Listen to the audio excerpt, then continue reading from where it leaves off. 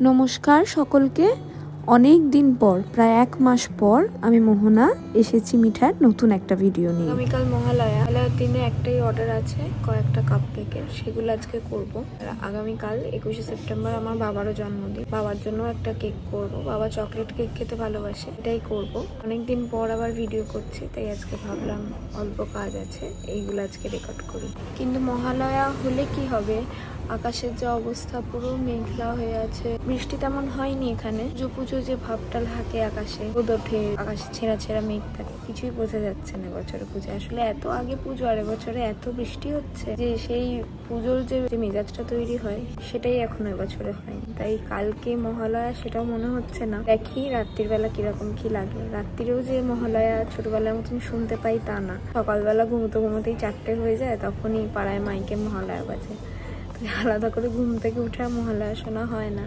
গত বছর তো উঠিনি, লাস্ট অনেক বছরে উঠিনি। বছরে দেখি যদি উঠতে পারি বা যদি টাইমে ঘুমোতে যেতে পারি, তাহলে সকালবেলা যদি শুনতে পাই। আমার কাছে পুজো ভালো লাগে যেটা অক্টোবর মাসের শেষের দিকে পুজো আসে, সেটাই ভালো লাগে। দুর্গা পুজোটা ওই টাইমে হয়, লক্ষ্মী পুজো ওই টাইমে হয়ে যায়, তারপর নভেম্বর মাসে আমরা কালী পুজো। তবে আমার ছোটবেলা থেকে, যেহেতু আমি বারাসাতে জন্মেছি, বারাসাতে বড় হয়েছি, বারাসাতে তেমন দুর্গা পুজো তো না, এখনো হয় না। দুর্গা পুজো কখনই আমার সেভাবে টানেনি। ছোটবেলাতেও খুব একটা যে পুজোয় বেরোতে পারতাম তা নয়, বাবার দোকান থাকতো, মেনলি আমরা নবমীর রাতটাতেই বেরোতে পারতাম। দুর্গা পুজোর সাথে সেভাবে আমার কোনো অ্যাটাচমেন্ট নেই। জানি না এটা বলাটা ঠিক হবে কিনা যে বাঙালি হয়ে দুর্গা পুজোর সাথে অ্যাটাচমেন্ট নেই। না, ওই পুজো আসছে, পুজো বাঙালি পুজো এই ব্যাপারটা আছে, বাট তাছাড়া আমার মনের দিক থেকে দুর্গা পুজোর প্রতি কোনো টান নেই। এই টানটা আমি অনুভব করি খুব বেশিভাবে কালী পুজোর সাথে।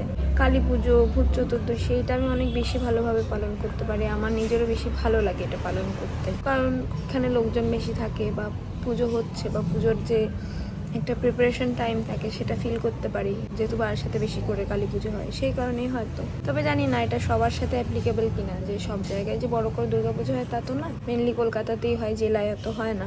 সবার নাও হতে পারে, তবে আমার নিজের দিক থেকে তেমন খুব একটা দুর্গা পুজোর সাথে অ্যাটাচমেন্ট নেই। কিছুটা আমি সামাজিক প্রেশার আর কিছুটাই পিয়ার প্রেশারেই দুর্গাপুজো নিয়ে যেটুকু মাতামাতি করার করি। মন থেকে আমি যেই পুজোটা এনজয় করি সেটা হলো কালী পুজো। আর একটা ব্যাপার হতে পারে যে হয়তো আমি ভূত পেতনি ভেতরে ভেতরে, তাই আমার কালী পুজো আর ভূত চতুর্দশী এত ভালো লাগে।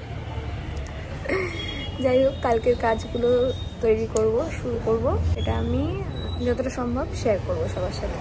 আমার ইনফ্যাক্ট হ্যালোউইনের কনসেপ্টটা খুব ভালো লাগে, মানে বেশ ভূত প্রেত এসব নিয়ে যে ডেকোরেশনটা হয়। তো আমাদের এখানে তো হ্যালোউইন সেলিব্রেট হয় না, আমি কখনো পার্টিসিপেটও করিনি কোনো কিছুতে। তবে আমার খুব ইচ্ছা আছে যে আমি কখনো একটা হ্যালোউইন পার্টি অ্যারেঞ্জ করবো, কোনো হ্যালোউইন পার্টিতে জয়েন হবো, বেসিক্যালি হ্যালোউইনের একটা পার্ট হবো, কখনো না কখনো একটা হবে, যেহেতু আছে। এই জিনিসগুলোই আমি বেশি টানি, কেন জানি না, হয়তো বেশি ফান লাভিং এগুলো, তাই যে খুব বেশি ফান লাভিং পার্সন তাও না, একটু সামওয়্যার ইন দ্য বিটুইন। বোরিংও ভালো লাগে না, আর খুব অ্যাডভেঞ্চারাসও কোনো কিছু ভালো লাগে না, মাঝে মাঝে গ্রে এরিয়াতে বিলং করি। যাই হোক, অনেক কথা বলেছি, অনেক বকবক করা হয়ে গেছে। এবার কালকের কেকগুলো রেডি করবো। বাবার কেকটা করবো, একটা কাপ কেক আছে সেটাও রেডি করবো। আমি এমনি ছোটবেলা থেকেই একজন ইন্ট্রোভার্ট মানুষ, কিন্তু যবে থেকে ব্যবসা শুরু করেছি, আস্তে আস্তে মানুষের সাথে কথা বলতে বলতে, অনেক সময় নিজে থেকে যেচে কথা বলতে বলতে এখন সেই ইন্ট্রোভার্ট ব্যাপারটা অনেকটাই কেটে গেছে। এবার কথা বলতে আমি ভীষণ ভালোবাসি। মাঝে মাঝে এমন একটা টাইম আসে যে ননস্টপ কথা বলে যাই, নিজেই বুঝতে পারি যে বড্ড বকবক করছি, কিন্তু জানি না কেন কন্ট্রোল হয় না। তো এই ভিডিও করতে করতে দেখি বেশ কথা বলতে ভাল লাগে, তাই আজকে অনেকটা একটু শুরুতে কথা বলতে ভালোবাসি। কিন্তু অচেনা লোকেদের সাথে বা নতুন পরিচয় হয়েছে যাদের সাথে, তাদের সাথে যে কি কথা বলবো, কিভাবে কথা এগোবো, এই জিনিসটা আমি আগে একেবারে জানতামই না। তবে এখন কাজের দৌলতে অনেকটা শিখে গেছি। কাপকেকের অর্ডার আছে 9 পিসের, কিন্তু 9 পিস তো ওরকম করে করা যায় না, আর যেহেতু এটা একটা অ্যাসর্টেড বক্স আছে, তাই জন্য 6টা করে নেব। 3টে ফ্লেভার আছে, যার মধ্যে 2টোর বেস চকলেট আর একটার বেস ভ্যানিলা। তাই 2টো ফ্লেভার আগে আলাদা করে আমি বেক করে নিচ্ছি। আমায় অনেকেই মেসেজ করে বা কল করে জিজ্ঞেস করেন যে মোহনা, তুমি কি পেস্ট্রি বানাও বা স্লাইস করে কেক বিক্রি করো? না, স্লাইস করে তো কেক বিক্রি করি না, কারণ স্লাইসড কেক করতে গেলেও আমার প্রথমে একটা বড় কেক করতে হয়, তারপর সেটাকে স্লাইস করে সেল করতে হবে। এবার স্লাইস করলে কি হয়, একটা দুটো আমি কাউকে দিলাম, বাকিটা আমার থেকে যায়। তো সেক্ষেত্রে একটু অসুবিধা হয়ে যায়, যার জন্য আমি স্লাইস বিক্রি করি না। তবে যদি কেউ এরকম ছোট সার্ভিংয়ের কেক চান তাহলে আপনারা ডেফিনেটলি আমাদের কাপকেকগুলো ট্রাই করতে পারেন। কাপকেক আমি 2 আর 3-এর মাল্টিপলসে সেল করি, যেটার যে কোনো ফ্লেভারেরই মিনিমাম অর্ডার কোয়ান্টিটি হলো 4 পিসেস। আবার অনেকের এক এক সময় এরকম কোয়ারিও থাকে যারা কেক অর্ডার করার আগে কোনো বড় অনুষ্ঠানে বড় কেক অর্ডার করার আগে একটু ফ্লেভার টেস্ট করতে চান। তারা অনেক সময় আমায় জিজ্ঞেস করেন যে কাপকেক নিলে হবে কি না। অ্যাকচুয়ালি সেলিব্রেশন কেকের যে বেসটা থাকে আর কাপকেকের যে বেসটা থাকে, দুটোতেই স্পঞ্জ আর ক্রিম থাকলেও দুটোর যে বেস সেটা কিন্তু ডিফারেন্ট। তার কনসিস্টেন্সি আর রেজাল্টেন্ট যে টেস্টটা আসে সেটাও কিন্তু ডিফারেন্ট। তাই কাপকেক টেস্ট করে কিন্তু বড় যে পেস্ট্রি কেকগুলো হয় সেটার যে অ্যাকচুয়াল ফ্লেভারটা বা অ্যাকচুয়াল যে টেস্টটা সেটা কিন্তু ট্রাই করা যায় না। যদি ফ্লেভার টেস্টিং করতে হয় আপনারা সেক্ষেত্রে বেন্টো কেক ব্যবহার করতে পারেন।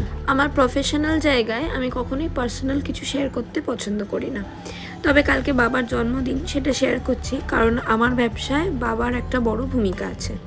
সেটা একদম শুরুর থেকেই আমায় কেক ডেলিভারি দিতে নিয়ে যাওয়া, আমার র মেটেরিয়ালস এনে দেওয়া, দরকারে অদরকারে সব কিছুতেই বাবাকে সবসময় বলি, বাবাই সব কিছু করে দেয়। বাড়ির সবারই আমার বিজনেসে সাপোর্ট 100% শুরুর থেকে, তবে আমার মনে হয় বাবারটা সব থেকে বেশি। এমনও দিন যায় যেখানে বাবা আমার বাসনও মেজে দেয়, কারণ অনেক বাসন থাকে আর আমার কাজও অনেক থাকে, আমি করে উঠতে পারি না। তো বাবা আমার বাসনও মেজে দেয়, যদি আমি বারণ করি তাও শোনে না। মা দিদিভাই থাকতে দিদিভাই সবাই করে দিত, তবে বাবা কিন্তু সবার থেকে বেশি কাজ করে, আমার মনে হয় তাই।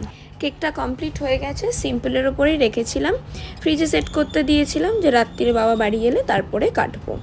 আমি যেমনই কেক বানিয়ে দিই না কেন, সেটা মিষ্টি বেশি হোক আধ কাঁচা হোক বা খেতে ভালো হলে তো কোনো কথাই নেই, আমার করা যে কোনো কেক বাবার চোখ বন্ধ করে ভালো লাগে।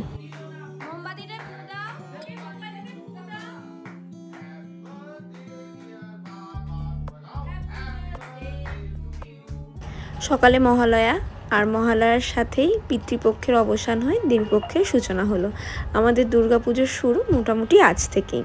পাড়ার মাইকেও মহালয়া বাজছে, তবে সেটা তো মোবাইলে ধরবে না, তাই আমি ইউটিউবে চালিয়ে পাশে নিয়ে শুনতে শুরু করেছিলাম।